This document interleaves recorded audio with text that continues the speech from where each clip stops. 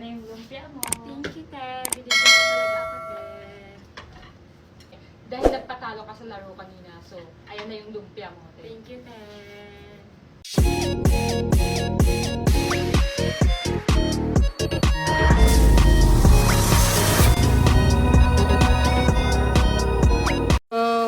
So ayan guys, nahiwa ko na, na-prepare ko na yung mga sangkap.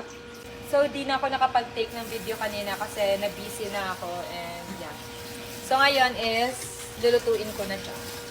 And ayan si Mama, siya yung taga-assist. So, yun. Nagigisa na siya. Next. Magigisa, then pork. And let's lagay the pork na.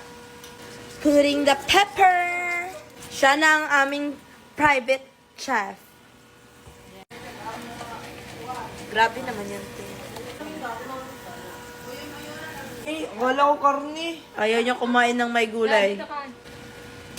Ang arte mo naman, Kenan.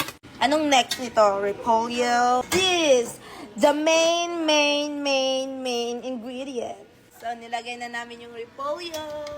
Mekus. So next is, i-wrap na natin siya sa lumpiang wrapper.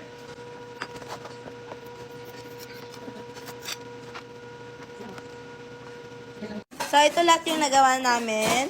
And meron kaming niluto doon. Kakain ka ba nito, te? Sige, dito ka. Mika, ayaw mo nga ng gulay. So, ayan guys, tapos na kami mag-wrap. Then, ito-fried na natin siya.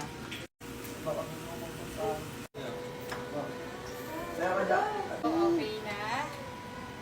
Sip-sip ka ba, te? So, ibibigay na natin ito kay Sabi.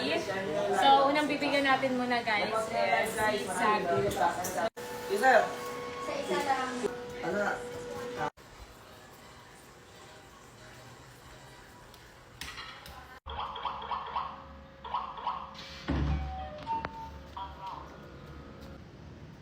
So, ito na yung lumpia mo. Thank you, te. Binigyan mo talaga ako, te. Dahil nagpatalo ka sa laro kanina, so ayan na yung lumpia mo. Te. Thank you, te. Wala siyang sawan.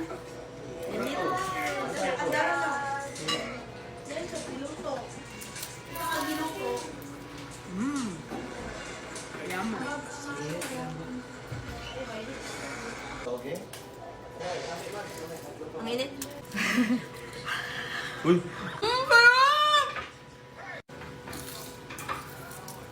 Hoy, kain kayo ng tauge, ng gulay na lumpia, Sarap. ni gulay.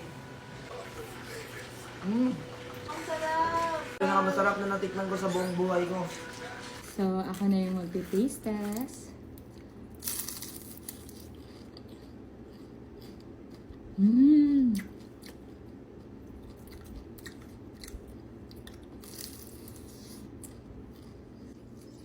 Masarap.